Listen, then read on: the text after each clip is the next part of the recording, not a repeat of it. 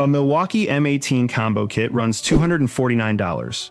A Hypertough 20-volt combo kit 2 aisles over runs $93. Same brushless motor class, same impact driver category, same lithium-ion cell chemistry. Not a typo. We pulled both kits apart down to the motor housing and the battery cells, checked the torque specs against the manufacturer sheets, and 8 items in that Walmart aisle are holding up the exact same way. Not the case or the paint job, the socket steel, the LED chip, the battery cells sealed inside the pack that either hold a charge or don't. Some of what's in that red case is worth the money, most of it isn't. If you're already a couple $100s into the Milwaukee ecosystem and deciding whether to keep buying in or cut your losses, this video makes that call easier. Tool quality doesn't move up and down like a dial. A housing is a housing, a socket is a socket, neither cares whose logo is on it.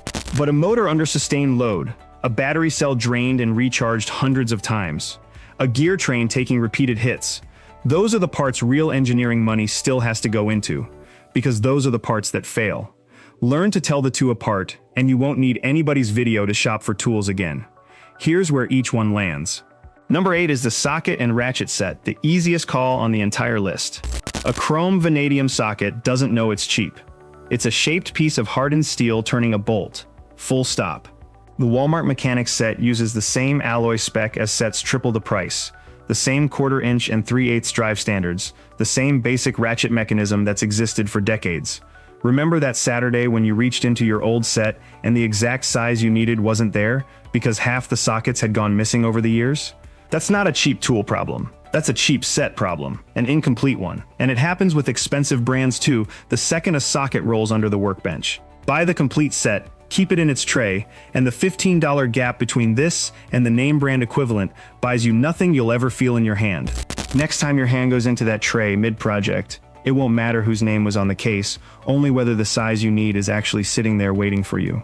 Number 7 is the tape measure, and the gap here is almost embarrassing. A tape measure is spring steel, a locking tab, and a case, and that mechanism hasn't meaningfully changed in 100 years. The Walmart 25-footer holds its blade rigid past 7 feet, the exact same way the name brand version does, because both are built to the same basic spec. The only place premium tape measures earn anything real is blade coating for job sites running measurements 8 hours a day, 5 days a week, for years. That's not your Saturday.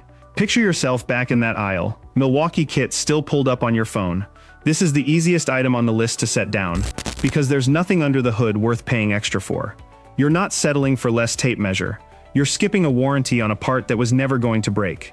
Number 6 is the wrench set, and here's a real concession, because pretending everything on this list is identical would make the rest less believable. Plating on the cheapest wrench sets can wear thin faster under heavy daily torque. If you're doing this for a living, that's real. But for the garage shelf, the fence repair, the once-a-month job, a wrench is just a lever arm. It either fits the bolt head or it doesn't, and these fit. The actual danger isn't the metal, it's a set with gaps in the sizing. Remember reaching into your old socket set and finding the size you needed had gone missing? Same failure, different tool. A wrench that's almost the right size is exactly how bolt heads get rounded off. And that's the moment people blame the cheap tool for a failure that was really an incomplete set. The fix isn't spending more per wrench. It's making sure the set covers the full range, because the tool never failed you. The gap in the case did. Number 5 is the screwdriver and bit set, and this is where people quietly overpay without noticing. Tip hardness on a basic Walmart driver bit is close enough to the name brand version that most people, bit in hand, couldn't feel the difference. Bits don't fail because of a logo. They fail because they strip out under torque, and that almost always comes down to using the wrong bit for the screw in front of you. Think about that Saturday again. Reaching into a set missing exactly the bit this job needs, driving with the wrong tip because it's the only one left, feeling it cam out and spin uselessly in the screw head, that little jolt of frustration when a 5-minute job turns into a trip back to the store. Same missing piece problem, 3rd time on this list, and it never once had anything to do with which store the bits came from. Buy the set with enough variety that you're never reaching for the wrong tip out of desperation. Number 4 is the tool bag and case setup, and it sits outside the static versus dynamic split we've been using, so it's worth saying plainly. This isn't about a part failing under load. It's about whether the system holding everything together survives long enough to do its job. Go back to that Saturday. The reason the right socket or bit wasn't there usually isn't that it was never in the set.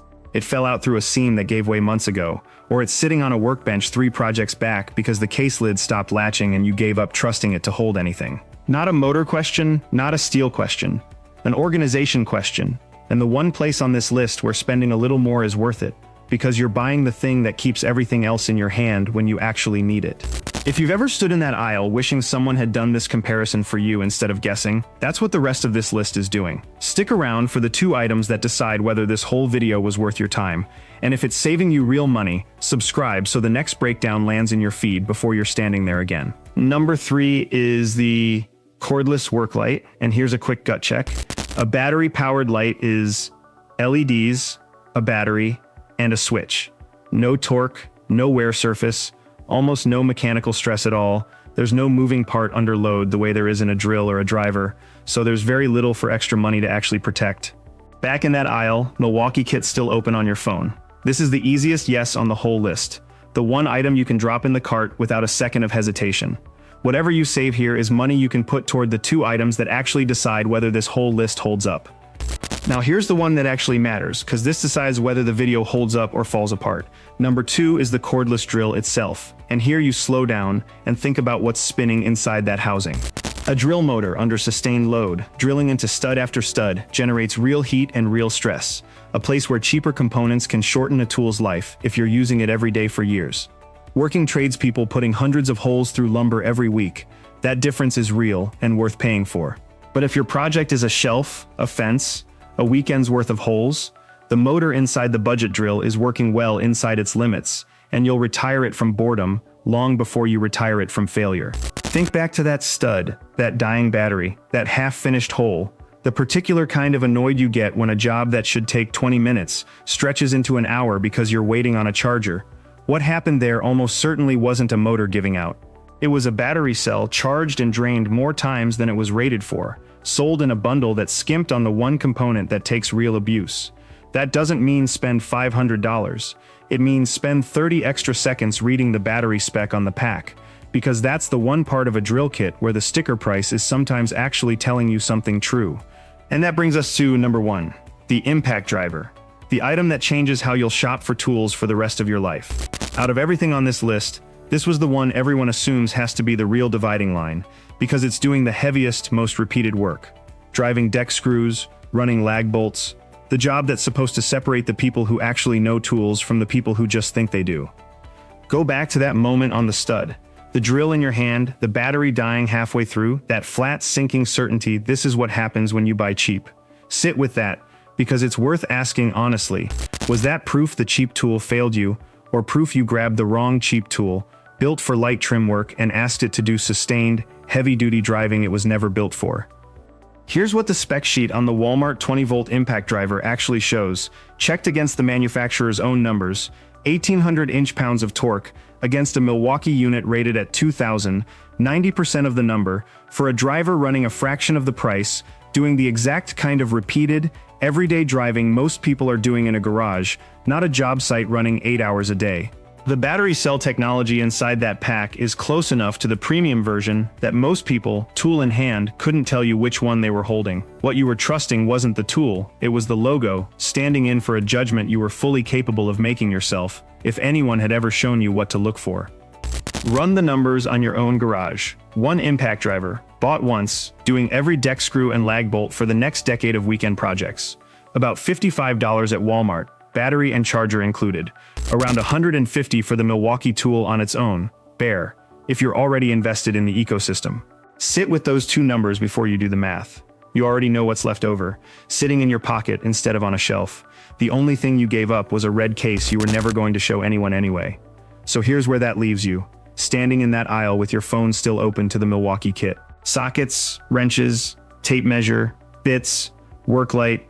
Buy every one at Walmart prices without a second thought, because those are static parts doing a static job, and the price gap buys you nothing but a logo. The drill and impact driver, done occasionally, hold up under the same test. Done for a living, putting daily hours on a motor, is the one place spending more buys real engineering, not brand tax. And now you know the difference because you know which parts to check. Save the case and organizer spend for durability, because that's the one place extra money protects your future Saturdays instead of your ego. Think about that combo kit still running $249. Then picture walking out of Walmart with a socket set, a tape measure, wrenches, a bit set, a light, a drill, and an impact driver, doing the same job on the same Saturday for a fraction of that, the difference sitting in your bank account instead of on a shelf. That's not a compromise. That's the same call a working tradesperson makes every day, just without anyone in a red apron talking you out of it first. Walk into that aisle today and pick up each tool with one question in your head. Standing still or under load? Standing still, buy it cheap without a second thought. Under load, check the spec before you check the price. That's the only spec sheet you'll ever need, and it's yours now, whether you buy a single tool today or a whole cart full.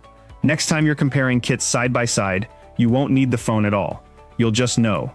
And you'll know because you checked, not because a logo told you to.